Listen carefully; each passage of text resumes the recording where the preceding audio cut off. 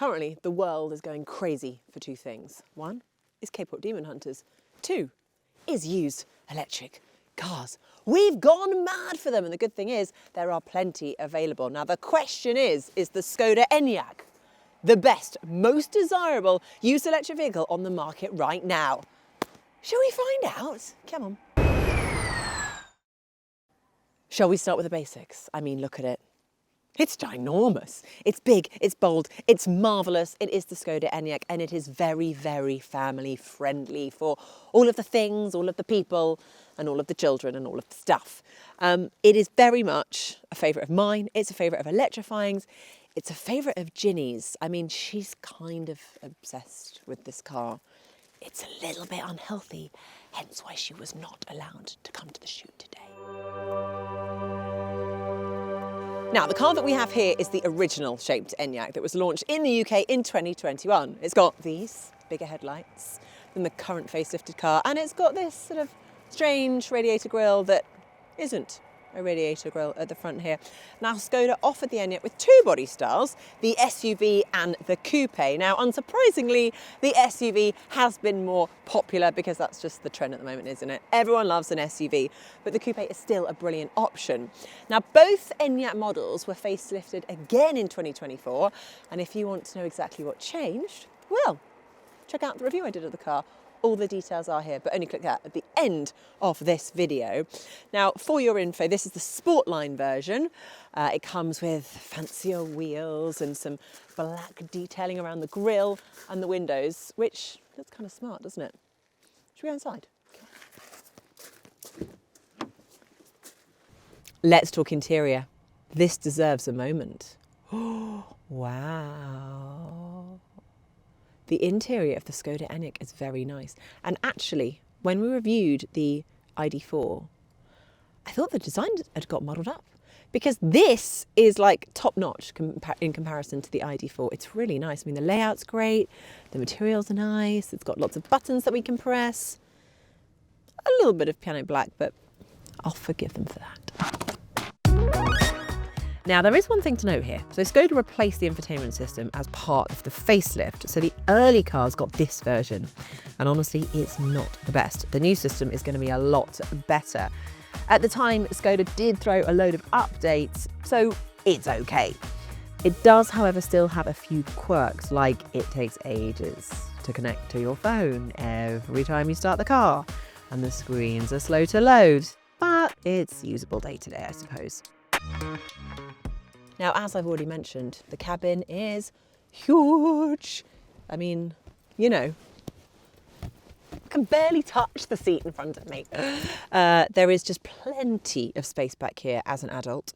Now, in the back, in the boot, you get 585 litres of space. If you put the seats down, 1,700. I mean, that's a lot of space. Dogs, trips to IKEA, holidays, you can do it all. You are going to need to pay attention to this because it starts to get a bit complicated. When the Enyaq was launched, it came with two battery size options. The entry-level car had a 58 kilowatt hour pack, and the higher spec car had a 77 kilowatt hour battery. But just to confuse things, Skoda called them the Enyaq 60 and Enyaq 80. No, I don't know why either. So for a brief period, the Enyaq also came with a smaller 55 kilowatt hour battery, called the Enyaq 50. Now, if you're trying to work out what model would suit you best, I'd say the 77 kilowatt hour is the best all-rounder, and it would be my choice if your budget stretches to it. You get a real world range between 250 and 290 miles, which is one of the best in the sector. Now, this car is big and heavy, so you're going to struggle to get more than 200 miles of range in winter from the 58 kilowatt hour battery. The 55 kilowatt hour battery is one I would avoid because you're only looking at about 180 miles of range, which just isn't enough in my opinion. Now, there was a heat pump available from launch, but it was the best part of £1,000, so not many buyers ticked the box. Now, I mentioned the facelift earlier, but what you might not know is that the motors and the drive system were upgraded 6 months earlier for what it called the 2024 model year car. Those upgrades arrived late 2023, and came with a more efficient and more powerful motor. Whew!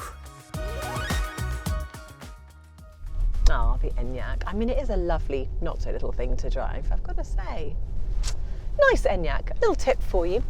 If you see X in the model name, it means all-wheel drive, so you will get a motor on the front set of wheels. But the standard is rear-wheel drive, and actually I do think that's the better option because more fun to drive, more efficient and a longer range. Unless, of course, you actually need all-wheel drive for driving through fields and things like that. Overall, it's not the sportiest of car to drive, but I don't think that's necessarily an issue for most drivers. So the Enyaq 60 has 180 horsepower. Pre-2024, the Enyaq 80 had 201 horsepower, which feels about right, I suppose.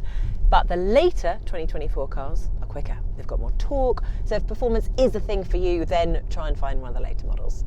I just think the Enyaq is a great kind of cruiser. The ride is nice, it's absorbent, it kind of just wafts over bad surfaces. It's an easy car to get in and drive. I think this is a great car if you're going to be doing loads of miles. It just smashes out hundreds of miles a day, no problem, no questions asked, just gets the job done. Now, like a lot of the Volkswagen Group cars, the regen braking feels like a bit of an afterthought, doesn't it? You can select the B mode, which maximises it, but then that's not ideal at motorway speeds. It kind of constantly slows you down when actually you just want to coast. But apart from that, the driving experience is a thumbs up. Let's talk charging quickly. So both models came with 50 kilowatt DC charging as standard, but then Skoda realised it was slow and they said, sorry, here's some faster charging. But you've got to pay for it. So you could pay to upgrade to 100 kilowatts or 120 kilowatts. Now, if you have been looking at used Enyaqs and got a little bit confused with all the different trim levels and equipment, don't worry, you are not alone, and I'll tell you why. Basically, Skoda tried a different approach to equipment with the Enyaq. It was a bit like a shopping list, really. You bought the battery size you wanted, the interior design you liked, and then you just added the equipment via packs. So if you wanted the lowest possible final price, then you obviously wouldn't choose any extra kit, which means there are a number of rather basic Enyaqs out there on the market. But you know what that means? Basic equals bargain. And we do like sniffing out a bargain, don't we? Make sure you do your homework and you're looking at the model with the right equipment for you. Models with loft and lodge interiors had the lowest levels of standard equipment, while the lounge and the suite had the most. Right, we talk money. So if you're not fast about high mileage, you can pick up an Enyaq for under £10,000. But bear in mind, the cheapest examples are going to have the smaller 58 kilowatt hour battery. The 77 kilowatt hour models start from around 15 grand for high mileage examples. But you can pick up a low mileage, big battery car for just under 20k, which is pretty good value for a car that offers what the Enyaq does. Right, so the question is, should you actually buy a used Skoda Enyaq and part with your own precious money? Well, if you're after a spacious, comfortable, sensible electric family car that doesn't cost the earth to run, then yeah, abso-bloody-lutely. It's one of my favourites for a reason. It's practical, predictable, and it has matured beautifully like a mouldy cheese. Just remember though, choose the right battery, get one with the key options fitted, and check that the software is up to date. Right, that is all from me. I better scarf her because Ginny's on her way and she doesn't like me being the other woman in this relationship.